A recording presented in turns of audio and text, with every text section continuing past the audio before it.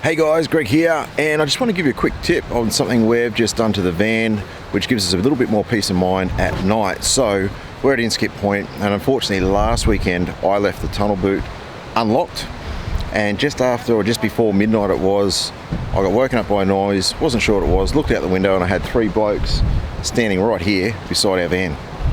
So a bit of yelling and they took off, but they did get the tunnel boot open. So what we did was I picked this up from the in-laws, and up there now you'll see that we've now got a sensor light, a solar sensor light from Bunnings.